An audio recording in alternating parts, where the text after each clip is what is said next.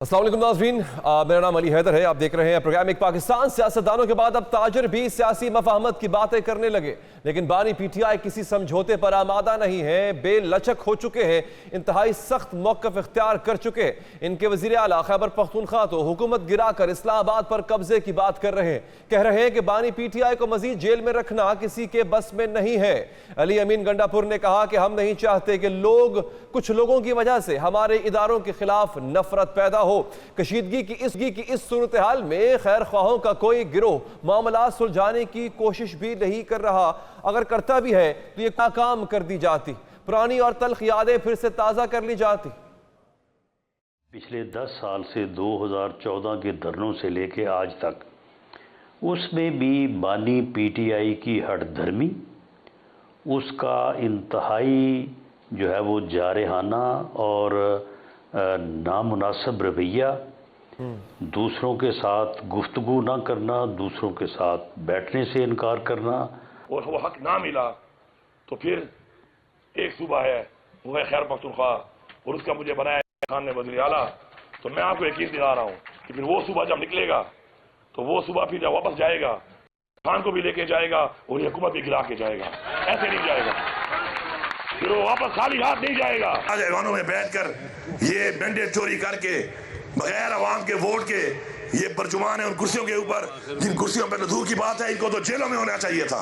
और वो लोग जो इनको जेलों में डालने के बजाय उन कुर्सियों में बिठा के सलूट कर रहे हैं, सलाम कर रहे हैं, मैं उनको भी एक पैगाम देना चाहता हूँ। खुदा के लिए जागो, अपनी गलती को मान लो, अपनी इस्लाह कर लो।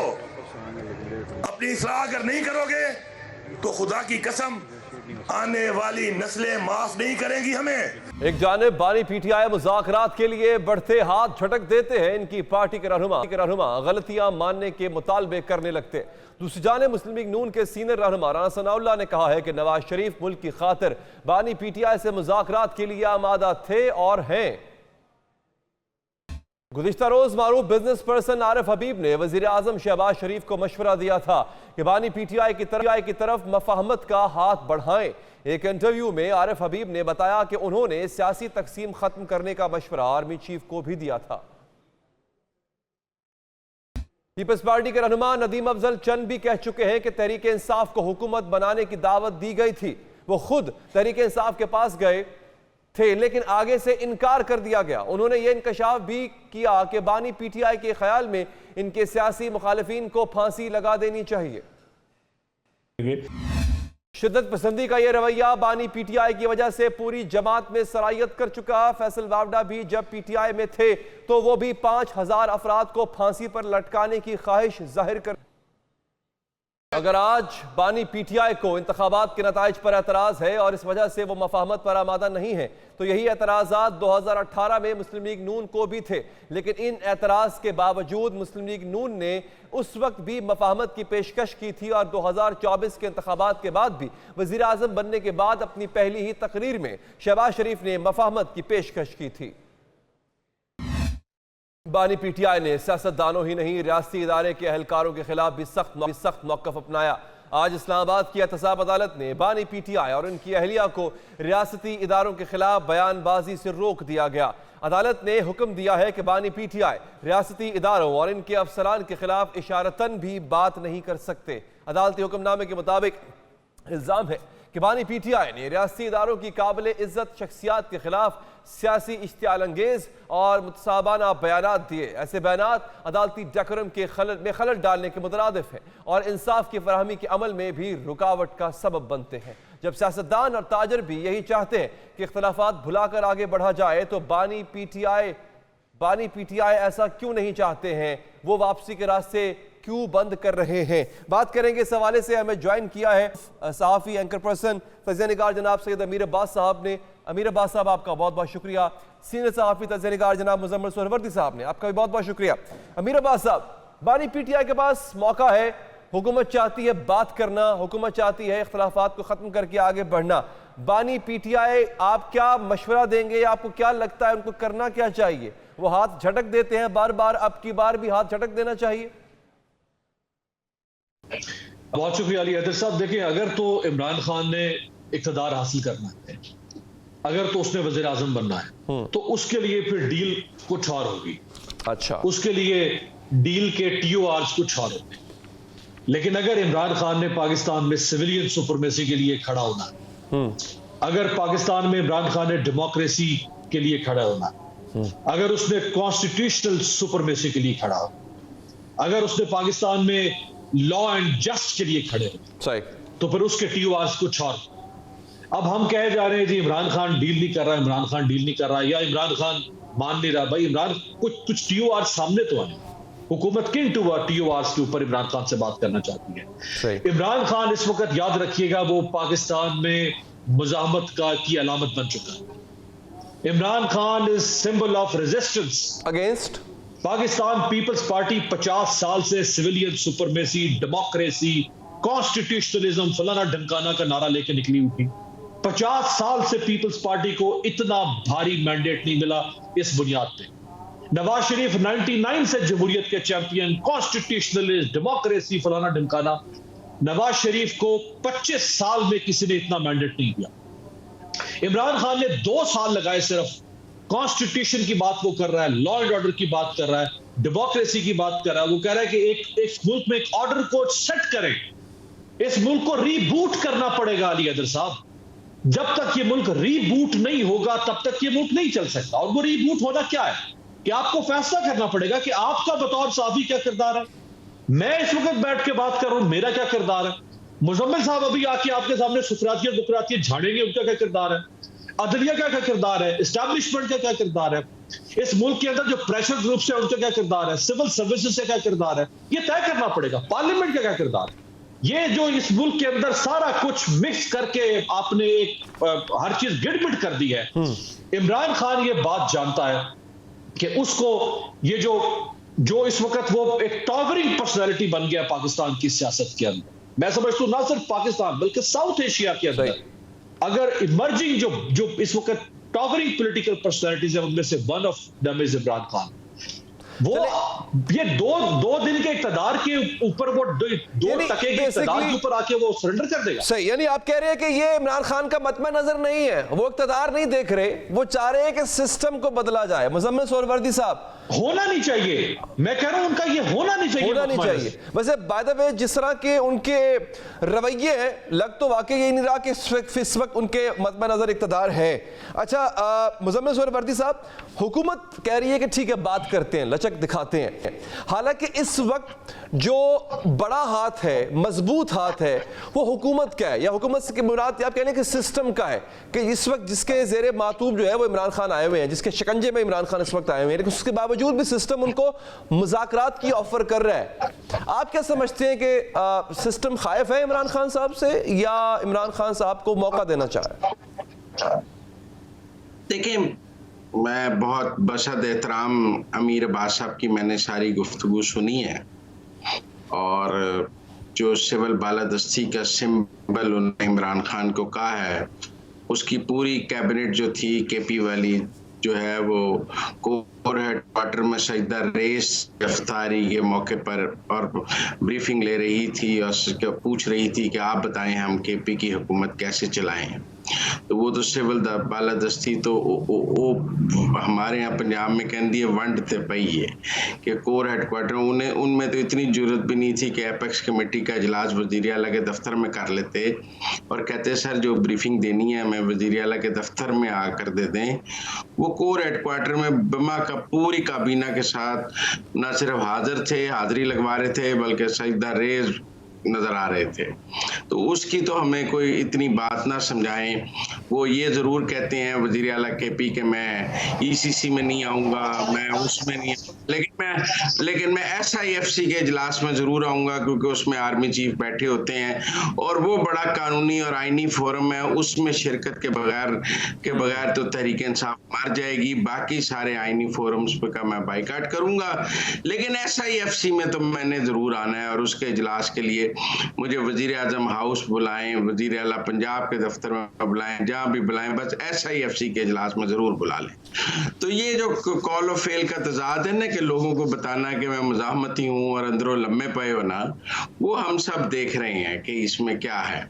अच्छा, तो और ये जो पिंडी बात कर ले, हम तो सिर्फ उससे बात करेंगे जिसके पास ताकत है, और ताकत पिंडी के पास है। हमने इस्लामाबाद वालों से क्या बात करनी है, इनके पास क्या ताकत है, ये क्या बेचते हैं, ये सब बातें हमने सुनी है और ये अब भी वहीं खड़ी हैं। आप पिंडी हमसे 8 फरवरी को बात कर लेता तो हम पिंडी से 8 फरवरी को बात कर लेते। भाई 8 फरवरी को पिंडी से इक्तदार लेने के लिए बात करनी थी ना, और पिंडी से आपने आलू छोले लेने हैं, वहां से इक्तदार ही लेने के लिए 8 फरवरी को भी बात करनी थी। तो पिंडी, आप ये कहें कि पिंडी अभी बात नहीं कर रहा है। जिस दिन पिंडी ने बात करने का फैसला किया, दामने दुमने सुखने पिंडी से बात करेंगे। आप बात करें, पिंडी की शराइत भी मानेंगे, पिंडी को डैडी भी मानेंगे, इसमें ऐसी कोई बात नहीं है। कहीं उन्होंने ये नहीं कहा कि हम फौज के बगैर इक़्तिदार हासिल करेंगे, कहीं ये नहीं कहा कि इस मुल्क में फौज का किरदार नहीं होना चाहिए। जो माड़ा चंगा इक़्तिदार मौजूद है उसमें भी फौज के आगे सजदा रेज़ हैं, ऐसी कोई बात नहीं। अच्छा, ठीक है। मैं ये हो सकता है कि आपकी गुफ्तगू से अमीर अब्बास साहब इख्तलाफ करें, लेकिन अगेन यानी ये अगर इमरान खान ऐसा कर रहे हैं तो वो भी उसी फहरिस्त का हिस्सा है जिस फहरिस्त में या जिस लाइन में नवाज शरीफ साहब खड़े हैं, जिस लाइन में जरदारी साहब खड़े हैं। फिर ये सारी बेसिकली तो पिंडी के आगे सजदा रेज हैं। अच्छा, इस अलामत को क्या हम ये कह सकते हैं अमीर अब्बास साहब कि ये सिर्फ बातें हैं, कि सिर्फ बड़के हैं? ज़ाहरी तौर पे इमरान खान की वो तकरीर हमें याद है जब वो बार बार कहते थे कि अपनी गलती को सुधारो, वो पिंडी की तरफ मुंह करके कहते थे कि अपनी गलती को सुधारो। तो इमरान खान साहब पिंडी की तरफ देख तो रहे थे, और फिर अगर जब उनकी वहां से बात नहीं बन रही थी फिर उस पिंडी को वो न्यूट्रल भी कह रहे थे, जानवर भी कह रहे थे, मीर सादिक बड़ा कुछ कह रहे थे। क्या उस वाले इमरान खान में और अब जो जेल में इमरान खान बैठा है उसमें कोई फर्क आ गया सर? आप कह रहे ना मैं शायद इख्तलाफ करूंगा मुजम्मिल साहब से, मैं शायद ही, मैं यकीनन इख्तलाफ करूंगा। अच्छा, पूरा हक है सर आपको। मुजम्मिल साहब और हमारे कुछ और दोस्त ये अभी भी स्टेटस को की मेंटेलिटी में बैठे। ये रियलिटी जो पाकिस्तान में एक बहुत बड़ा जो एक अनबिलीवेबल चेंज आ चुका हुआ है, ये उसको महसूस नहीं कर रहे। ये जानते बूझते हुए उसको न्यूट्रलाइज करने की, उसको डाइल्यूट करने की, उसको सैचुरेट करने की कोशिश कर रहे हैं, लेकिन ये नहीं कामयाब हो सकता। देखिए, दुनिया में तब्दीलियां रूरमा हो रही है। अभी सेनेगाल में बसीरो जुमाई फाये सेनेगाल का सदर बना है, उसको उठा के जेल में फेंक दिया, 1 साल उसको जेल में रखा। वो वहां की रिवायती सियासी जमातों पर तनकीद करता था, वो वहां के रिवायती तजियाकारों जो मुजम्मिल सोहरावर्दी साहब जैसे हैं, वो इन पर तनकीद करता था, वहां की एस्टैब्लिशमेंट पर तनकीद करता था, निजाम पर तनकीद करता था। उसको उठा के जेल में फेंका। इलेक्शन से 1 हफ्ता पहले, अभी 2 हफ्ते पहले वहां इलेक्शन हुए, उसको इलेक्शन से 1 हफ्ता पहले रियासत को छोड़ना पड़ा। वो जैसे बाहर आया, लोग जौक दर जौक उसके साथ जुड़ना शुरू हुआ और उसने सेनेगाल में एक इनकलाब बर्पा कर दिया। इलेक्शन जीता। आज इस वक्त वो सेनेगाल का सदर है। मैं थोड़ा सा पीछे आपको लेके जाऊं। लीक वली साहब, वो पोलैंड का एक जमहूरियत का एक बहुत बड़ा कारकुन और जमहूरियत का एक बहुत बड़ा वर्कर था। उसने वहां की स्टेटस को और वहां की एस्टैब्लिशमेंट को, वहां के निजाम को, वहां की रिवायती सियासत को चैलेंज किया।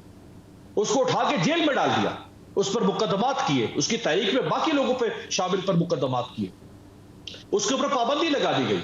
बिलाखिर रियासत को उसको छोड़ना पड़ा 1989 में। जब उसको छोड़ा, उसने पोलैंड की तारीख का पहला इलेक्शन कंटेस्ट किया जब कम्युनिस्ट हुकूमत वहां से खत्म हुई, और वो 1991 में पोलैंड का पहला मुंतखब। रियासत इमरान खान को छोड़ेगी सर ऐसे, ये जानते हुए भी कि जब जब छोड़ा गया ऐसे बंदे को, वो इनकलाब लेके आया है, तो क्या रियासत ऐसे बंदे को छोड़ेगी? जी है ना असल सवाल। तो इस वक्त इमरान खान के स्टेक पर क्या? नहीं छोड़ते ना उसको, ना छोड़े आप, क्या उसके स्टेक पर? उसने नवाज शरीफ साहब की तरह अपनी बेटी को वज़ीर आला बनाने के लिए अपनी 40 साल की स्ट्रगल को बंद करके उसके ऊपर ढक्कन नहीं रखना। उसका गुबारे से नहीं है सियासी, उसके कोई बिजनेस और कमर्शियल स्टेक्स इंटरेस्ट नहीं है पाकिस्तान के अंदर, ना पाकिस्तान से बाहर, जिसको प्रोटेक्ट करने के लिए उसने काम करना। उसका कोई नेक्सस नहीं है पाकिस्तान में, क्राइम एंड पॉलिटिक्स का जो नेक्सस है, उसने उसको प्रोटेक्ट नहीं करना। तो वो उसका तो स्टेक नहीं। अच्छा, जेल में डाला था आपने, उसको डाल दिया, 9 महीने से जेल में रखा हुआ है, अब तो वो जेल से भी इम्यून हो चुका हुआ है। मुकदमात आपने गद्दारी का मुकदमा, बगावत का मुकदमा, दहशतगर्दी का मुकदमा, कत्ल का मुकदमा, इक़दाम कत्ल का मुकदमा, साजिश का मुकदमा, जिना का मुकदमा, इद्दत का मुकदमा, कोई मुकदमा नहीं है जो आपने ताज़ीरात पाकिस्तान में है जिस पर आपने नहीं बनाया। वो सारे के सारे मुकदमात उनको कौम ने 8 फरवरी को उखाड़ के दे मारे। अब उसके पल्ले क्या है जिसके लिए वो कॉम्प्रोमाइज करेगा? भाई मैं अगर आज पकड़ा लूं, आप हम कॉम्प्रोमाइज कर लेंगे, ये तू कॉम्प्रोमाइज करेंगे, हमारा कुछ स्टेक होगा, कोई इंटरेस्ट होगा, जिसके खौफ या डर या लालच या तहफ्फुज के लिए हम कॉम्प्रोमाइज करेंगे, उसका तो स्टेक ही कोई नहीं। 71 साल का वो पहले हो चुका होगा, अब उसमें और 5, 10, 15 साल वो एक्टिव लाइफ जी लेगा। अल्लाह करे सबकी जिंदगी हो, नवाज शरीफ साहब भी 100 साल जिए, जरदारी साहब भी 100 साल जिए, लेकिन एक एक्टिव पॉलिटिकल लाइफ होती है ना, वो 10 साल और कर लेगा। उसने जो उरूज देखा है वो अली हैदर साहब, वो 30 साल पाकिस्तान का वजीर आजम रहता, गुलाम वजीर आजम होता, उसको वो इज्जत नहीं मिलनी थी जो उसको 2 साल पाकिस्तान के गद्दार, दहशतगर्द, बागी कहलवाने और साजिशी कहलवाने से इज्जत मिल गई। वो पागल होगा? कौन सा सियासतदान है जिसको इतना उरूज मिल चुका हो और लोगों के दिलों से उरूज मिला? वो लोगों के जिस तरह बारिश का पानी बंजर जमीन में जाके जज्ब होता है, जैसे बीज मट्टी के सीने में जाके जज्ब होता है, वो लोगों के दिलों में जज्ब हो गया। और इन हरकतों की वजह से जज्ब। ठीक है, मैं इसमें से जो सवाल निकाल रहा हूं सर आपके जुमलों से, और मैं सोहरावर्दी के साहब तरफ लेके जा रहा हूं सर, वो है 8 फरवरी। सोहरावर्दी साहब, हम जो मर्जी कह लें इनकी सियासत को, इनकी माजी की सियासत को, 2018 के इंतखाबात को, इन पे सिलेक्टेड होने का इल्ज़ाम भी है, इन पे उस वक्त इस्टेब्लिशमेंट के साथ एक पेज पर आके अपनी उस जमाने की अपोजिशन को बिला वजह रगड़ने का इल्ज़ाम भी है, सब कुछ है। लेकिन 8 फरवरी को, चूंकि हम एक डेमोक्रेटिक मुल्क में रहते हैं, अवाम ने अपना फैसला सुना दिया था और 8 फरवरी को जंग गालिबन नैरेटिव की हुई थी और नैरेटिव इन्हीं का स्ट्रांग था, तो अवाम ने बाय कर लिया। उसको हम कहां फेंकेंगे सर?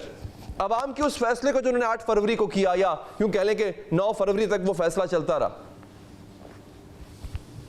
देखें, 8 फरवरी को अवाम ने जो फैसला किया उसके नतीजे में एक हुकूमत बन गई है और अभी तक पाकिस्तान की किसी अदालत ने उस हुकूमत को गैर आईनी या धांधली से करार नहीं दिया है। अच्छा, अगर किसी के पास को 8 फरवरी का सबूत है तो जाके अदालत में पेश कर ले। आपको मैं इख्तिलाफ कर सकता हूं सर, सदतराम, हालांकि मैं पहले बोला नहीं। तारिक साहब, कुछ इंसाफ करें, जब अमीर अब्बास साहब बोल रहे होते हैं तो बात आपके दिल को लग रही होती है, आप एक लम्हा टोकते। नहीं, मेरी बात बुरी नहीं लगी, अल्लाह की कसम बुरी नहीं लगी, अल्लाह की कसम बुरी नहीं लगी सर। प्रोग्राम कर लें अगर आपको वो उनकी बात ज्यादा पसंद है, आप अल्टरनेट व्यू को अपने शो में नहीं देना चाहते तो आप उनको उनके साथ अकेले प्रोग्राम कर लें। नहीं, मेरा ख्याल है ये थोड़ा ज्यादा हो जाएगा सर, कि थोड़ा ज्यादा हो जाएगा तो हम पूरी करने दें। यहाँ पे अमीर बादशाह सर, मैं पूरा प्रोग्राम आपके हवाले करता हूँ। देखिए, अब आप देखें, हम लोग इतनी सी बात नहीं कर सकते। बादशाह को वो आपको सैनिका लेके पता नहीं कहाँ की सैर करा रहे थे। सर, आप भी पूरी दुनिया की सैर कराएं, अच्छा लगेगा। मैं पाकिस्तान की बात करने लगता हूं तो आपको चुभने लग जाती है। चलिए, आप मुकम्मल कर लें सर, आप मुकम्मल करें। तहम्मुल से मेरी बात सुने। अच्छा ठीक है सर, सुन लेते हैं। पाकिस्तान की मौजूदा हुकूमत है, वो कासिम सूरी की तरह किसी स्टे पर नहीं बैठी हुई। आप बात समझें, उसे कोई सुप्रीम कोर्ट से कासिम सूरी की तरह स्टे नहीं मिला हुआ जिसके ऊपर बैठी हुई है, वो जाकर ये अदालत से साबित कर लें। अच्छा। दूसरी बात मैं ये कहना चाहता हूँ कि पाकिस्तान की आवाम का वर्डिक्ट सबके सामने है और उस वर्डिक्ट की तजदीद 21 अप्रैल को हो गई है। एक वक्त था कि जब इनके पास सहूलतकारी थी, ये ज़िमनी इंतखाब जीत जाते थे। सहूलतकारी खत्म होने के बाद ज़िमनी इंतखाब के नताइज भी आपके सामने हैं। दूसरी बात मैं ये कहना चाहता हूँ कि इन्होंने कहा कि पाकिस्तान की आवाम ने बहुत उनको सपोर्ट किया है। ईद से पहले ऐलान किया था शिंदाना गुलजार साहबा ने कि सब अडयाला के बाहर ईद की नमाज पढ़ेंगे। 10 बंदे इकट्ठे नहीं हुए अडयाला के बाहर ईद की नमाज करने के लिए। लोगों ने अपनी अपनी मसाजिद में जाकर ईद की नमाज पढ़ी। हमें चाइनी गौल ना समझाएं। पाकिस्तान की आवाम बड़ी बाशऊर है, वो किसी ऐसे बंदे के पीछे नहीं लग सकती जो एस्टेब्लिशमेंट के कंधे पे बैठकर आया हो और दोबारा कंधों की तलाश में हो।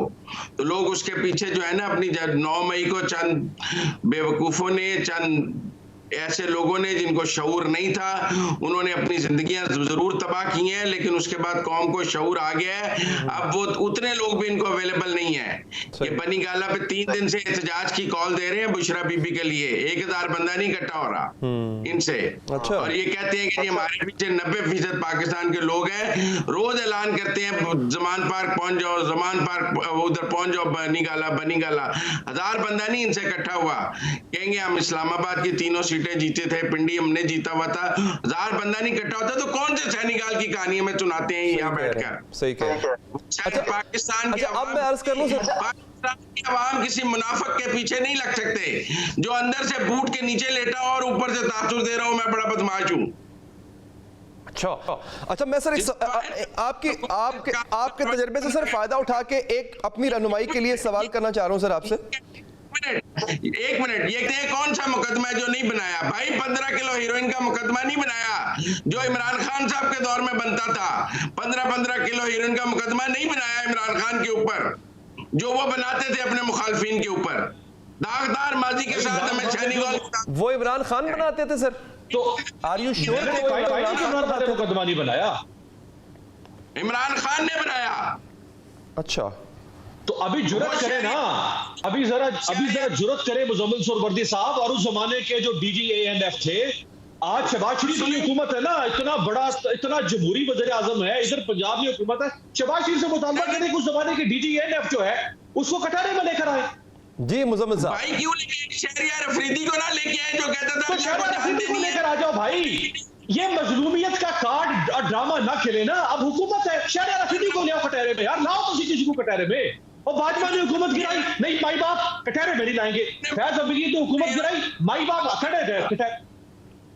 वो जो अपने मुखालफिन पर झूठे मुकदमे बनाता था और आप लोग उसका साथ देते थे तो कटहरे में लाना भाई यार। मुजम्मिल साहब आप कटहरे में लाए ना। शहबाज शरीफ तो बहुत जबरदस्त हुक्मरान है ना। शहबाज शरीफ जैसा तो कोई हुक्मरान आया नहीं दुनिया में, इंसानी तारीख में, जमहूरी तारीख में। मैग्ना कार्टा 1215 से लेके जब से मैग्ना कार्टा आया, शहबाज शरीफ जैसा कोई वज़ीर आज़म नहीं आया। वो थॉमस जेफरसन से भी बड़े, वो वुडरो विल्सन से भी बड़े। अच्छा एक काम करते हैं सर, उनको कहे ना कि वो इख्तिदार वो कटहरे में खड़ा करें। अमीर अब्बास साहब कटहरे में खड़ा क्यों नहीं कर रहे? शहरियार अफरीदी। अच्छा अमीर अब्बास साहब एक लम्हा दीजिएगा। मुजम्मिल साहब आप बात मुकम्मल कर लें सर। जी एक लम्हा, अमीर अब्बास साहब एक लम्हा दें। मुजम्मिल साहब आप बात मुकम्मल कर लें। सैडिस्ट लोग हैं आप लोग। क्या फरमा रहे हैं सर आप? की दादी के साथ पाकिस्तान की सियासत को तबाह कर दिया आप लोगों ने। किसने किया सर? यार रफादारी खत्म कर दी, गालिम गलूच को ले आए, एक दूसरे का एहतराम खत्म कर दिया। मुजम्मिल साहब इनको लेके कौन आया था? अच्छा मुजम्मिल साहब अब मेरी अर्ज सुन लें सर। थोड़ा हम सांस ले लेते हैं। हम थोड़ा सांस ले लेते हैं। एक लम्हा सर। ये इमरान खान हो, अब इमरान खान को 2011 में लॉन्च किया गया, उसके बाद 2013 फिर धरने हुए, फिर 2018।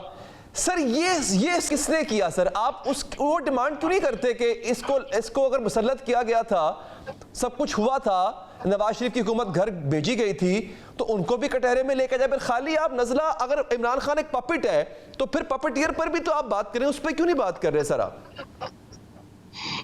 मेरी बात सुने, उस पर भी सारे बात कर रहे हैं। अभी भाजपा पे बात नहीं हो, फैज पे बात नहीं हो रही है। अमीर अब्बास साहब के मुंह से तो फैज का नाम नहीं निकलेगा। भाई फैज और भाजपा मुकदमा करे, ये बात है ना, पावर में है यार, बहुत हाथ से पावर है, मुकदमा है के लिए आता है। ये कहते हैं ना उसकी बात ना करो फैज की, वो बड़ा मोमन आदमी है, उसका जिक्र ना करो यार। मैं तो फैज के मुकदमे का मुताबिक कर रहा हूं आपसे। फैज को कोर्ट मार्शल करे, भाजपा को कोर्ट मार्शल करे। 2018 में इमरान खान को इलेक्शन जितवाया उन्होंने, कोर्ट मार्शल करे। वो हमने देखा है आजकल कुरान उठा के वजाहतें देता फिर रहा है एक साहब का आर्मी चीफ, वो भी भागे तो देगा। अब मुझे अच्छा जी चलें ठीक है। चलिए मुजम्मिल साहब अब एक लम्हा दीजिएगा। आपसे सवालों जवाब भी हुए, अब एक लम्हा दे दें सर। अब मैं आपकी इजाजत से अमीर अब्बास साहब की तरफ जाता हूँ। जी अमीर अब्बास साहब आपकी तरफ अब माइक है सर, अब आप इस पे जवाब देना चाहते हो तो प्लीज दीजिए। ये फरमा रहे हैं कि मैं सैनिगाल से लेकर पूरी दुनिया की मिसालें लेकर आया हूं। मैं वो मिसालें लेकर आया हूं जो दुनिया में रोशन मिसालें, जो दुनिया में जमहूरियत की मिसालें हैं, जो दुनिया में कॉन्स्टिट्यूशन और लॉ एंड ऑर्डर की मिसालें। ये कहाँ की मिसाल देंगे? जिम्बाब्वे के रॉबर्ट मुगाबे की ये कहाँ की मिसाल देंगे? फिलीपीन के मार्कोस की ये कहाँ की मिसालें देंगे? नाइजीरिया के डिक्टेटर सानी बादशाह की इनके पास कौन सी मिसालें देंगे? आजकल इनकी जिधर ये मामला जहां से सेटिंग हुई है, ये मिसालें कौन सी दे सकते हैं इसको? ये जो एक तो अली अहमद साहब, आप ये जो टीवी शोज में बैठ के जो लोग 2018 के इलेक्शन का मंजर देखते हैं, जो कहते हैं कि भाजपा ने किया, फैज अमीरी ने किया, आपको सवाल करना चाहिए लोगों से कि भैया पावर है, आप ये ड्रामा इस मुल्क में खत्म होना चाहिए, चाहे इमरान खान हो, चाहे नवाज शरीफ हो, चाहे जरदारी। जिसके पास पावर है, इमरान खान के पास पावर है, और उसको अगर वो आके आपके साथ यहाँ पे पॉलिटिक्स प्ले करे, मीडिया ट्राई करे, ये फलाने ये क्या फलाने, भाई तुम पावर है, तुम्हें पावर किस बात की मिली? इसलिए पावर मिली है कि तुम अपने उस मंशूर को जो तुम कहते हैं लोगों के सामने उसको पूरा करो। 2018 से लेकर 2022 9 अप्रैल तक इन लोगों ने लठ उठाकर पूरी कौम को हंटर मारा। ये सिलेक्टेड है, बाजवा ने किया, फैज मीटिंग ने किया, जब पावर में आया भाई बाप ये क्या खा जा सकते हैं? भाई बाप जान छोड़ दे यार, गलती हो गई, आप नाराज हो गए। पहले कहा मैं काफी में बोलूंगा बाजवा को, बाद में कहा गलती होगी, नाराज गलती होगी। ये क्या तमाशा इस मुल्क में? अगर आप में इतना तपड़ नहीं है मुजम्मिल साहब, अगर इतना हौसला नहीं है किसी को कटहरे में खड़े करने का, तो ये मंजिल मत बैठे लोगों के साथ। और ये जो शहरयार अफरीदी वाला राना सना होता है, मैं तो खैर उन लोगों में था जिन्होंने जब शहरयार अफरीदी और डीजीए का नाम लेके मैंने सोचता था कि डीजीए या मुस्लिम। आपको लगता है इमरान खान आज इमरान खान अगर नहीं करेगा इमरान, तो वो मुनाफिक होगा, वो खाइन होगा, वो बदजाना दुश्मन होगा, वो झूठा हुक्मरान होगा। मैं मुजम्मिल साहब की तरह किसी को बचाने की कोशिश नहीं करूंगा यहाँ बैठ के। इमरान खान हो, नवाज शरीफ हो, चले ठीक है सर। आखिरी, ये अब हमारे पास वक्त कम है सर। शाह साहब आपका कमेंट आ गया। सुरवर्ती साहब, सर क्या शहबाज शरीफ साहब में इतनी जुर्रत है कि जो ये 4 साल पीटते रहे कि हमारी हुकूमत घर भेजी, फलाने भेजी, फलाने भेजी, फलाने भेजी, आज ये लोग आए, जैसे कि इन्होंने कहा कि एनएफ के उस वक्त के सरबराह को बुलाएं कि तुमने राना सनाउल्लाह पे 15 किलो हीरोइन क्यों डाली, बुलाएं, क्या ये करेंगे? क्यों करें? कसूरवार सुन लें। मतलब आप कह रहे हैं कि इमरान खान को बरीजुमा करार देके डीजीएनएफ को पकड़ लें, क्यों?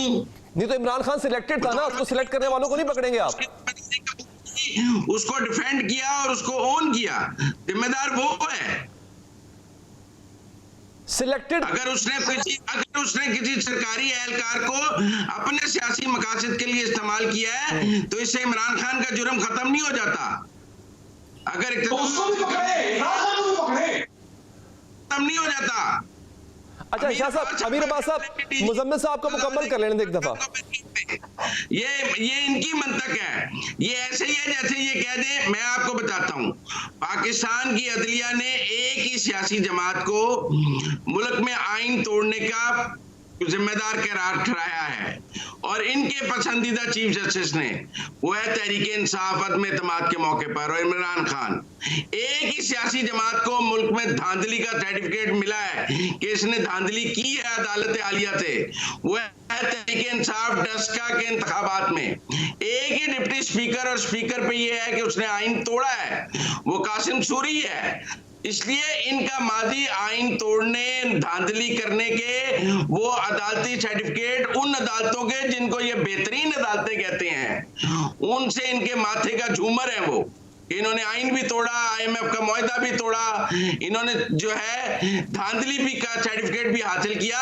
बाकी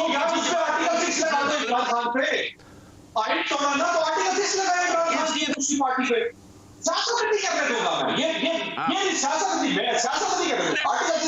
चलिए ठीक है, चूंकि ये डिबेट अब और लंबी हो जाएगी, तूल पकड़ लेगी, वक्त यहाँ पर एक वक्फे का हुआ है। मैं आप दोनों हजरात का बहुत बहुत शुक्रगुजार हूँ कि आपने वक्त दिया। नाज़रीन, चौधरी खानदान के अंदर जो फूट पड़ चुकी है, चौधरी खानदान की खवातीन इस फूट का किसको जिम्मेदार समझती हैं, हमारे साथ मौजूद होंगी चौधरी शुजात हुसैन साहब की हमशीरा मोहतरमा सुमेरा इलाही साहिबा इस वक्फे के बाद। ब्रेक के बाद हाज़िर है नाज़रीन, जालिम सियासत चौधरी खानदान को दीमक की तरह खा गई, खानदान में तकसीम पड़ चुकी है। ये वो खानदान है जो अपनी वज़ादारी की वजह से जाना जाता था, लेकिन सियासी मफादात ने सब रख रखाव एक तरफ रख दिया, यहाँ तक कि बात जायदादों के बंटवारे तक जा पहुंची। चौधरी शुजात हुसैन, चौधरी परवेज इलाही और अपनी बहनों के खिलाफ एक दावा दायर किया है। दावे में चौधरी शुजात हुसैन ने यह खदशा जाहिर किया कि बहनें मिली भगत से जायदाद परवेज इलाही के नाम मुंतकिल करना चाहती हैं और इन्हें बेदखल किया जा सकता है। चौधरी ज़हूर इलाही और इनके भाई चौधरी मंजूर इलाही गुजरात में मारूफ हैसियत रखते हैं। परवेज इलाही मंजूर इलाही के बेटे हैं, जबकि शुजात हुसैन चौधरी ज़हूर इलाही के बेटे हैं। यूं चौधरी परवेज इलाही चौधरी शुजात हुसैन के तायाजाद भाई भी हैं और बहनोई भी हैं। ये खानदान चौधरी खानदान कहलाता है और गुजरात में चौधरी खानदान बरादरान की रहायशगाह ज़हूर पैलेस के नाम से मशहूर है। अब सियासी तकसीम की वजह से ज़हूर पैलेस के बीचों बीच एक टेंट की दीवार बना दी गई है, जिसके एक तरफ चौधरी परवेज इलाही का खानदान और दूसरी जानिब चौधरी शुजात का खानदान था। एक ही मकान के दो हिस्सों से एक दूसरे के खिलाफ इंतखाबी मुहिम चलाई गई। चौधरी शुजात हुसैन के बड़े बेटे चौधरी शाफे हुसैन और छोटे बेटे चौधरी सालिक हुसैन दोनों ने पाकिस्तान मुस्लिम लीग कौफ की जानिब से इंतखाबात में हिस्सा लिया, जबकि उनकी फुफ्फो और चौधरी परवेज इलाही की अहलिया कैसरा इलाही ने उनके मुकाबले पर तहरीक इंसाफ की तरफ से इलेक्शन लड़ा। यहाँ तक कि जब PP 32 गुजरात में ज़िमनी इलेक्शन हुआ तो उस वक्त भी परवेज इलाही और मुनस इलाही यानी चचा भतीजा आमने सामने आए। इंतखाबी अखाड़े में खानदानी इख्तलाफात की बदतरीन शक्ल सामने आई। कैसरा इलाही अपने ही भाई वजाहत हुसैन को सख्त बुरा भला कहती रही, इंतहाई नामुनासिब अलकाबात देती रही। चौधरी शुजात की सगी बहनें भी इस वक्त उनके खिलाफ हो चुकी हैं और परवेज इलाही के हक में आवाज बुलंद कर रही हैं। सुमेरा इलाही का कहना है कि चौधरी शुजात की ये 6 बहनें हैं और सब परवेज इलाही के साथ हैं क्योंकि वही हक पर हैं। हम 6 बहनें हैं, मतलब 6 बहनें परवेज साहब के साथ क्यों खड़ी हैं? क्योंकि पता है कि परवेज साहब बिल्कुल हक सच पे। अच्छा, सारी बहनें परवेज साहब के साथ खड़ी हैं, शुजात साहब के साथ नहीं खड़ी? कोई बहन नहीं है। जबकि अब से कुछ दिन पहले शुजात हुसैन के छोटे भाई वजाहत हुसैन की गुफ्तगू भी सामने आई थी, जिसमें वो खानदान की बर्बादी का जिम्मेदार परवेज इलाही के बेटे मुनिस इलाही को करार दे रहे थे। ये तनाज़ा 2022 में उस वक्त खड़ा हुआ था जब PDM की क़यादत चौधरी परवेज इलाही को पंजाब की वजारत आला का मुश्तरका उम्मीदवार बनाना चाहती थी, लेकिन परवेज इलाही और इनके बेटे मुनिस इलाही ने तहरीक इंसाफ के साथ इल्हाक कर लिया था, जबकि चौधरी शुजात ने PDM को तरजीह दी थी। परवेज इलाही PDM की बजाय तहरीक इंसाफ के उम्मीदवार बने तो दोनों भाइयों की सियासी मंजिल अलग हो गई। इस मौका पर वजाहत हुसैन ने यह इल्जाम भी लगाया था कि चौजात हुसैन के बेटे ने आसिफ जरदारी से डॉलर मांगे। फिर जब परवेज इलाही का वजीर आला पंजाब के लिए इंतखाब हुआ तो चौधरी शुजात हुसैन ने कौफ लीग का सरबराह होने की हैसियत से खत लिख दिया और अपने अरकान को हिदायत की कि वो हमजा शहबाज को वोट दे। इस खत से तमाम सूरत हाल ही तब्दील हो गई और परवेज इलाही वजीर आला पंजाब मुंतखब बनते बनते रह गए। इसके बाद खानदान के ताल्लुकात में जो दरार आई वो गुजरते वक्त के साथ वसी तर होती गई। नाज़रीन, इसी पर बात करेंगे। हमें ज्वाइन किया है चौधरी शुजात हुसैन की हमशीरा मोहतरमा सुमेरा इलाही साहिबा ने। बहुत बहुत शुक्रिया आपका सुमेरा साहिबा, आपने वक्त निकाला। क्यों, कौन, किस वजह से आखिर इस खानदान में फूट पड़ गई? आप लोगों पर बड़ा बुरा वक्त आया है सुमेरा साहिबा, चौधरी खानदान पर, लेकिन आप लोगों ने एक दूसरे का साथ कभी नहीं छोड़ा। आखिर किसको जिम्मेदार समझती हैं आप कि आज जो आपके खानदान में फूट पड़ी है, इसका जिम्मेदार कौन? सबसे पहला सवाल जो आपने किया, बिस्मिल्लाहिर्रहमानिर्रहीम, सबसे पहला जो सवाल आपने किया है कि कौन जिम्मेदार है, इसका जिम्मेदार सब लोग जानते हैं कि नकवी जिम्मेदार है, जिसका मोहसिन नकवी इसका जिम्मेदार है। उसने घर में फूट डलवाई और शुजात साहब के बेटों के ज़रिए उसने फूट डलवाई है। मेरे ख्याल में इसके अलावा और कोई जिम्मेदार नहीं है। मोहसिन नकवी साहब के कहने पे शुजात साहब के बेटों ने अमल किया। आप ये सारी प्लानिंग मोहसिन नकवी साहब की थी? जी बिल्कुल, उसके अलावा कोई कर ही नहीं सकता। जिस तरह का परवेज साहब ने घर में रखा हुआ था, सारों को जोड़ के रखा हुआ था, शुजात साहब ने भी जोड़ के रखा था, इसमें कोई शक नहीं है। लेकिन सारा प्लानिंग उसने की क्योंकि ये उनको दूसरी तरफ लेके जाना चाह रहा था, लेकिन परवेज साहब इमरान खान का साथ नहीं छोड़ना चाह रहे थे, वहीं से सारी खराबियाँ शुरू हुई। सही। अच्छा, मोहसिन नकवी साहब से भी मायूस हैं कुछ आप, क्योंकि परवेज इलाही साहब से भी उनकी जो बात की जाती है, एक निस्बत की बात की जाती है, तो वो भी एक मायूसी है आपको?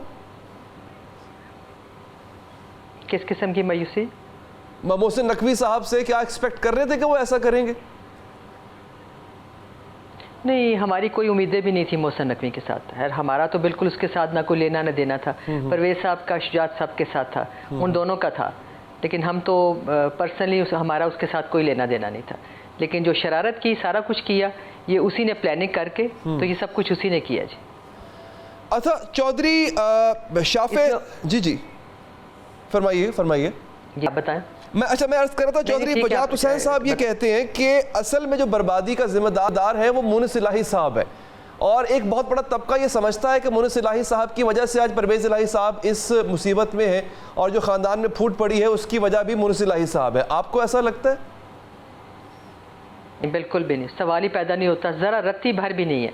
चौधरी वजाहत को ये कोई सवाल करे कि अभी मूसा की सीट से पहले जब कि शाफे और सालिक मैदान में आए थे तो वजाहत तो उनके साथ नहीं था, दिल से उनके साथ नहीं था। वो यही कह रहा था कि इनकी ज़मानतें भी ज़ब्त होंगी, आप फिक्र ना करें कि लोगों को आपको जाने की कंपेन करने की ज़रूरत नहीं है, इनकी ज़मानतें ज़ब्त होंगी। तब तक तो वो ये कह रहा था। और अगर वजाहत कह रहा है कि मोनिस ज़िम्मेदार है, तो मोनिस उस चीज़ का ज़िम्मेदार नहीं बना रहे कि जबकि वो सीएम थे, भाईजान परवेज़ साहब सीएम थे और हुसैन लाई इसका बेटा और मूसा लाई ये बिल्कुल मोनिस के साथ साथ पेश थे और जाते सीएम हाउस जाते। और उसके बाद हुसैन बाहर चला गया, मूसा लाई को वो साथ लेके जाते रहे इमरान खान को मिलने, और वीडियो भी है इसकी। और जो फ़ंड लिए वो परवेज़ साहब इन दोनों ने लिए, उस वक्त क्यों मोनिस को जिम्मेदारी ठहराए? और फ़ंड लेते रहे, मोनिस के ज़रिए लेते रहे। परवेज़ साहब तो फ़ंड नहीं देते रहे, मोनिस के साथ बैठ के ये सारा कुछ करते थे कि ये फ़ंड लेना है, ये लेना है, ये करना है। फिर परवेज़ साहब के पास आते थे प्रूव करने के लिए। तब तक मोनिस भी ठीक था और परवेज़ साहब भी ठीक थे। अचानक ये सारा कुछ हो गया क्योंकि इन्होंने मूसा को लेके आना था, सिर्फ इसलिए ये सारी खराबी और इसलिए वो नज़ला मोनिस पे डाल रहे हैं। हालांकि मोनिस मैं समझती हूँ जो हमारी फैमिली में जिसके किसी के बच्चे उसके अगेंस्ट गए हैं, उसने फिर भी उनके हक में ही सारा कुछ किया। जब भी मैंने कहा है किसी के बच्चे का इसका ख्याल करो, उसने इसके बावजूद कि वो उसके अगेंस्ट था, उसने सबका ख्याल किया जी। मैं ज़ाती तौर पे इस चीज़ की गवाही देती हूँ। सही सही सही। अच्छा सुमाना साहब, देखिए अर्ज़ ये है कि चौधरी शाफे हुसैन साहब या चौधरी सालिक हुसैन साहब, मान लिया एक लम्हे के लिए कि वो मोहसिन नकवी साहब के कहने पे उन्होंने सब कुछ किया और फिर मामलात ख़राब हुए, लेकिन जो बड़े हैं जैसे आप हैं, ख़ुद चौधरी शुजात हुसैन साहब हैं, शायद ही पाकिस्तान में उन जैसा कोई ज़ीरक तजर्बाकार सियासतदान भी मौजूद हो। क्या वजह है कि वो भी सिचुएशन को नहीं संभाल सके या फिर वो भी बेटों के कहने पर आ गए, सब बेटों के कहने पर चल पड़े? जी बिल्कुल, बेटों के कहने पे चले। हम बहनों ने बहुत कोशिश की उनको समझाने की। मैं और मेरी सबसे बड़ी वाली बहन, हम बहुत दफ़ा उनके घर गए हैं, दूसरी बहनें भी गई हैं समझाने के लिए कि ये सारा कुछ नहीं होना चाहिए। इवन मैंने उनको यहाँ तक कहा कि भाईजान आप और परवेज़ साहब बैठ के फ़ैसला करें, जो फ़ैसला करेंगे सारे बच्चे मानेंगे। लेकिन वो किसी बात पे जो बात उन्होंने नहीं करनी थी वो जवाब ही नहीं देते थे। और पूरी तरह वो अपने बच्चों के इस तरह के जाल में आए हुए थे कि कोई बात उनको समझाने की कोशिश भी करते थे, वो ये नहीं कहते थे कि भाई नहीं अच्छा मैं ये कर लूँगा वो कर, खामोश हो जाते थे। वो सख्त मजबूर थे उस वक्त और उसी मजबूरी में इन बच्चों ने उनसे करवाया जी। आप मेरी सारी बहनों से पूछें, हम 6 बहनें हैं, 6 बहनें ये गवाही देंगी जी। ठीक है, अभी कोई मीडिएट कोई ऐसी राह है सुमाना साहबा कि जिससे मामलात हल हो जाए, गैर मशरूत राह, या आपकी कोई शर्तें भी हैं? नहीं, हमारी कोई शर्तें नहीं है और कुछ भी ऐसा हम बात करना नहीं चाह रहे, क्योंकि इस वक्त जो उन्होंने वजाहत ने खड़ा किया है मूसा लाई को, उसके बाद उन्होंने खुद ही दी एंड कर दिया जी। और जो इलेक्शन पे उन्होंने किया सारा कुछ, उसके बाद कोई गुंजाइश नहीं बनती कि इनके साथ बात की जाए। इवन परवेज़ साहब ने भी जेल में यही कहा है कि मुझे बहुत तकलीफ दी है इसने वजाहत में, क्योंकि वजाहत के साथ उनका बहुत ज़्यादा तल्लक था। बाकी किसी के साथ, शुजात साहब के बच्चों के साथ नहीं था, हमारे साथ इतना नहीं था जितना वजाहत के साथ था। उनको बहुत तकलीफ हुई है इस चीज़ की। लेकिन अब कोई ऐसी गुंजाइश नहीं है, जब मूसा आ गया और उसके बाद जो इलेक्शन में उन्होंने किया, उसके बाद क्या गुंजाइश बनती है कि इनके साथ बात भी की जाए। ठीक सुमाना साहब, जब चौधरी शुजात हुसैन साहब, इससे पहले आपको याद होगा पीडीएम गवर्नमेंट से पहले की बात है, जब चौधरी परवेज़ इलाही साहब को वज़ीर आला बनवा रहे थे और वही उनके कैंडिडेट थे, तो फिर वो क्यों नहीं चौधरी शुजात हुसैन के साथ खड़े हुए? फिर वो इमरान खान के कहने पे उधर चले गए। हालांकि चौधरी शुजात हुसैन परवेज़ इलाही को ही वज़ीर आला बनवा रहे थे, यहाँ तक कि दुआए खैर भी हो चुकी हुई थी। देखिए जी, वो एक टाइम था जब दुआए खैर भी हुई थी। उससे पहले जो कोलेशन थी वो किसके साथ की? इमरान खान के साथ थी ना। 10 हमारे मेंबर बने हुए थे पंजाब असेंबली में, वो इमरान खान के मेंबर थे। तो एक किसी के साथ कोलेशन करके, वादा करके, तो उसको छोड़ के जाना बहुत ही मायूब बात थी। और वैसे वहाँ पे जो हुआ, किस तरह हुआ, इसका ज़्यादा तो परवेज़ साहब को और मोनिस को पता है। हमें सिर्फ इतना पता है और हम यही जोर दे रहे थे कि आपकी कोलेशन हुई है इमरान खान के साथ, उसको आपने नहीं छोड़ना। आखिर दम तक हम यही सारे कहते रहे उन्हें जी। नहीं, वो बात ठीक है, उसने हमारे पे इत्मीनान किया है, हमारे 10 मेंबर बनाए। हाँ, ये आपका उसका उसूली मौक़िफ़ है, ये बात ठीक है। लेकिन फिर परवेज़ इलाही साहब दुआए खैर में जाते ही ना, उस मीटिंग का हिस्सा ही ना बनते। नहीं जी, वो तो उनका ज़ाहिर है, ना जाते या जाते बेहतर जवाब वो खुद ही दे सकते हैं। देखें ना कि वो इस तरह की जो उनकी आपस की बातें हैं और अंदर की बातें हैं, वो ये तो नहीं कि घर में बैठ के वो डिस्कस करते रहते हैं कि जी हमने ये हुआ, फ़लाँ जर्नैल ने हमें ये कहा, फ़लाँ सियासतदान ने ये कहा। ये बातें वो हमारे साथ डिस्कस नहीं करते। हमें तो यही पता था कि जो कोलेशन जो हुई है और हमारे मेंबर हैं और हमारी इमरान खान के साथ एक बात हो चुकी है, उस बात से फिरना नहीं चाहिए। अच्छा सुमेरा साहब, मैं एक और पहलू की तरफ आना चाहता हूँ कि तकलीफ नहीं हो रही है चौधरी ख़ानदान को, परवेज़ इलाही साहब को पाबंद सलासिल भी ऐसे कि उनकी तबीयत ख़राब होती है, वो पिछले दिनों गिर गए थे, उनको बहुत सख्त चोट पहुंची थी। हम बड़े हैरान हैं, सहाफ़ी भी, हमने इतना अर्सा कवर किया, आपकी सियासत को कवर किया, आपके किसी एक हिस्से को दर्द होती थी तो पूरा जिस्म तड़प उठता था, पूरा चौधरी ख़ानदान एक हो जाया करता था। आज आपका एक हिस्सा वो मुसीबतें बर्दाश्त कर रहा है, दूसरा हिस्सा सियासत कर रहा है। ये हुआ क्या ख़ानदान को? किसकी नज़र लग गई? नज़र तो जिसकी भी लगी है जी, उसका क्या किया जाए, उसका क्या कह सकते हैं। लेकिन मैं आपको ये कहना चाहती हूँ कि तकलीफ़ की आपने बात की है, तकलीफ़ सिर्फ हमें है, ना चौधरी शुजात को तकलीफ़ है, ना उनके बच्चों को तकलीफ़ है, ना वजात को तकलीफ़ है, बिल्कुल भी तकलीफ़ नहीं। अगर उन्हें ज़रा भर भी परवेज़ साहब की थोड़ी सी भी ख्याल होता कि उन्होंने इस ख़ानदान के लिए, उनके बच्चों के लिए, सब के लिए क्या किया, तो वो ये जो उनके मुकाबले में खड़े करते रहे, अपने बच्चों को खड़ा करते रहे, और दी एंड है कि वजात ने 25 साल का बच्चा अपना उनके मुकाबले में खड़ा कर दी है और वो जेल में है और बीमार है। जब उसको इन चीज़ों का ख्याल नहीं आया तो हम कैसे सोच लें कि उनको परवेज़ साहब का कोई ख्याल है। उनको सिर्फ अपनी सियासत है और उनको एक MPA बनाना, MNA बनाना, मिनिस्टर बनाना उनके नज़दीक बहुत बड़ी अहमियत है, जबकि परवेज़ साहब के नज़दीक मेरा नहीं ख्याल कि कोई इन चीज़ों की अहमियत है। एक MNA MPA बनना, उस चीज़ से वो बहुत आगे गुजर चुके हैं। और नौबत सुमेरा साहबा यहाँ पे आ गई हैं। हमें नहीं याद पड़ता कि हमने कभी चौधरी ख़ानदान की ख़वातीन को सियासत में इस तरह देखा हो, आप तक को बाहर आना पड़ गया। क्या मोहसिन नकवी इतना इन्फ्लुएंशियल है आपके ख़ानदान पे? जी बिल्कुल, सारा कुछ, और इन्फ्लुएंस इसलिए भी है कि वो सारा कुछ करते हैं। अब ये इलेक्शन में जो धांधली हुई है या ये सारा कुछ इकरार है शुजात साहब के बच्चों की या वजात के बच्चों की, या वजात की तो ये इतनी पहुंच ही नहीं थी। ये कौन करा रहा है? किसके ऑर्डर्स पे सारा कुछ होता है? पहले वो CM था, उसने कराया, फिर इंटीरियर मिनिस्टर है, अब उसने कराया। उसने तो ये सारा कुछ उसकी प्लानिंग के साथ हुआ है जी। उसी ने गुजरात DPO को लगाया है कि तुमने ये करना है, वो करना है। और सबसे हैरानगी वाली बात, मेरा इलेक्शन कमीशन को अब चाहिए कि वो ये करे कि रात के इलेक्शन का अनाउंस कर दे कि दिन को इलेक्शन ही होंगे, रात को होंगे, क्योंकि इस दफ़ा उन्होंने रात को बक्से भरे हैं। तो मेरा इलेक्शन भी फिर रात ही को होने चाहिए। दिन को तो पोलिंग स्टेशनों पे जाते रहे, वो कहते रहे कि जी पोलिंग बंद हो गई है। 7:30 बजे मेरी बहन गई हैं नाथ के पोलिंग स्टेशन पे, 7:30 बजे, जो कि पोलिंग स्टेशन बंद करके वो अंदर गई हैं। तो अंदर ये बैठा हुआ वजात कह रहा था जी पोलिंग तो बंद हो गई है। उन्होंने कहा 7:30 बजे बंद होगी। उसने कहा हाँ पोलिंग बंद होगी, वोट सारे जो डलने थे डल गए। सही। तो ये इस तरह की चीजें करके ये क्या बेनिफिट क्या है? एक चीज मुझे और समझाइएगा, आपके खानदान को तोड़ के मोहसिन नकवी साहब को क्या मिलेगा? मतलब उसमें क्या बेनिफिट हो सकता है इनका? वो जो हमारे मुखालिफ हैं उसके साथ मिले हुए हैं, जैसे नून लीग के आप समझ लें कि आदत है या जो भी है, वो उनको राजी रखना चाह रहा है। बस वो ये क्रेडिट ले रहा है बहुत बड़ा, और ये क्रेडिट आपके सामने नहीं है। वो क्या क्या कुछ बना है, वो वैसे बैठे बैठे उसको कह रहे हैं कि तुम ये बन जाओ, तुम वो बन जाओ। उसकी कारकर्दगी जो है ना, उसके बलबूते पे उसको ये सारा कुछ मिल रहा है। ये तो हर बंदा समझ रहा है। मतलब गुजरात का बच्चा जो बंदा अनपढ़ भी है ना, वो भी कह रहा है, पंजाबी में कह रहा है जी ऐसा सारा कुछ नकवी ने कराया जी, सारा कुछ नकवी ने कराया जी। हर बंदा ये जानता है। और कौन कर सकता है ये? कोई शहबाज शरीफ वहाँ बैठा हुआ तो नहीं कर रहा ना, या नवाज शरीफ बैठा हुआ कर रहा है वहाँ पे। सही। हमने वो मंजर देखा सुमेरा साहिबा, जमानत मिलती है, रिहाई मिलती है चौधरी परवेज़ इलाही साहब को, उनकी गाड़ी बीच रास्ते में रोक के उनको गाड़ी से घसीट के निकाला जाता है।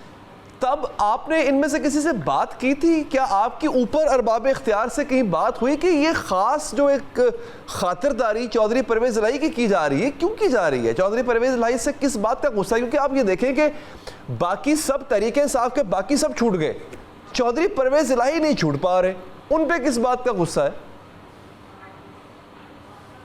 नहीं, गुस्सा उन पे क्या होना है, सिर्फ वो ये उनसे डरते हैं, उनकी ताकत से डरते हैं, और उनको यही है जी ये अगर बाहर आ गए तो इनकी इतनी को पावर हो जाएगी जिसको हम रोक नहीं सकेंगे। इसके अलावा उन्हें कोई ऐसी चीज़ नहीं है कि जो उनको रोक रही है जी। इसीलिए वो एक से निकलते हैं दूसरे में, एक से निकलते हैं दूसरे में। और जब पहली दफ़ा जो आपने बात की है, पकड़ के लेके गए थे, हमारी पहुंच तो यहाँ तक की थी। हम ये चौधरी शुजात के पास गए, मेरी बहन, हमने उनके आगे रोए हैं कि देखिए उनको ले गए, सिर्फ ये पता कर दें वो कहाँ गए हैं। हम ये नहीं कह रहे कि उनको वापस ले आए, उनकी मेडिसिन घर पे है, लेकिन उन्होंने हमें कोई जवाब नहीं दिया जी। अच्छा, वो खामोश रहे, कोई जवाब नहीं दिया, एक बोले खामोश रहे उन्होंने बिल्कुल खामोश, बिल्कुल खामोश। सालिक साथ बैठा हुआ था, वो बिल्कुल खामोश थे। मैंने कहा भाईजान सुन रहे से मैं क्या कह रही हूँ, और सालिक आपस में उनके साथ लग के, मेरे साथ लग के कि आपने ये किया, गुजरात ये किया। मैंने उससे ये कहा, मैंने कहा ये टाइम नहीं है इस वक्त ये बातें करने का, मुझे इनसे बात कर लेने दो, मैं बाद में तुम्हारी सारी बातों के जवाब दूंगी। लेकिन वो कुछ सुनने नहीं दे रहा। वहाँ से रोते हुए मैं निकल के आ गई। सिर्फ ये कहने गई थी उनसे कि आपको भी ख्याल है भाईजान का, सिर्फ ये पता कर दें कि उनकी मेडिसिन हम पहुँचा दें, उन्हें लेके जा रहे हैं। लेकिन कोई सुनी नहीं गई। तो अल्लाह ताला की ज़ात है जो हमारी सुनेगी, और तो कोई ज़ात नहीं है, बंदा नहीं है ऐसा कि जो हमारी बात सुनेगा। ये बड़ी तकलीफदेह बात है। ये सुमेरा साहब, चौधरी शुजात हुसैन से आप उनके सामने गिड़गिड़ा रही थी, आप रो रही थी, अब उनकी बहन है। चौधरी शुजात हुसैन का एक मोहब्बत का रिश्ता रहा है चौधरी परवेज़ इलाही से। हमें याद है, हम अपने बचपन में दोनों को भाई समझते थे। हमें बड़ों ने बताया कि नहीं ये कज़न है, हम तो सगे भाई समझते थे। ये से इतना दिल पत्थर कैसे हो गया उनका? गुजरात में लोग समझते थे शुजात और परवेज़ नाम ही एक है, दो नाम नहीं है, एक नाम है। उन्हें इतना को लाचार और मजबूर कर दिया गया था कि वो कुछ बोल नहीं थे रहे। मतलब इतना तो बोल सकते थे, अच्छा मैं करता हूँ, मैं फ़ोन करता हूँ किसी को, कुछ भी नहीं बोल रहे थे क्योंकि पास सालिक बैठा हुआ था। और हम पागल तो नहीं, हमें समझ नहीं आ रही। रोते हुए मैं वहाँ से, चीखते हुए मैं वहाँ से निकली। लेकिन वो इतने को बच्चों के हाथों में मजबूर थे, कुछ नहीं बोले जी। क्या आपको लगता है वो मजबूर हैं या वो भी यही चाहते हैं चौधरी शुजात हुसैन साहब? नहीं, वो मजबूर है जी, वो मजबूर है जी। अपनी औलाद वो दिल से ये कभी भी नहीं चाहते होंगे। हाँ, औलाद के हाथों मजबूर है जी। अच्छा, ये और इस तरह के बयान जो आते हैं ना बड़े सख्त किस्म के, वो भी चौधरी शुजात की तरफ से नहीं होते, ये इनके बच्चे देते हैं उनकी तरफ से। अच्छा, वो इस तरह के बयान नहीं देते जी। बिल्कुल। देखिए, आपको पता है सुमेरा साहब, हमारे माशरे में तो ये होता है कि बहन बेटी अगर खुद चल के दरवाजे पे आ जाए तो उसको वापस खाली हाथ नहीं मोड़ा जाता। मैं बड़ा हैरान हूँ कि सुमेरा साहिबा अपने भाई के घर गई और खाली हाथ वहाँ से वापस आई। ये हो नहीं सकता। आपके ख़ानदान के बारे में तो मशहूर है, एक आम साइल भी चला जाए आपके ख़ानदान के आपके घर के दरवाजे पे तो वो खाली हाथ नहीं लौटता। चाहे जाके आपकी अपनी बहन खाली हाथ जो है वो वापस आ जाए। ये लम्हा ये बड़ा तकलीफदेह है।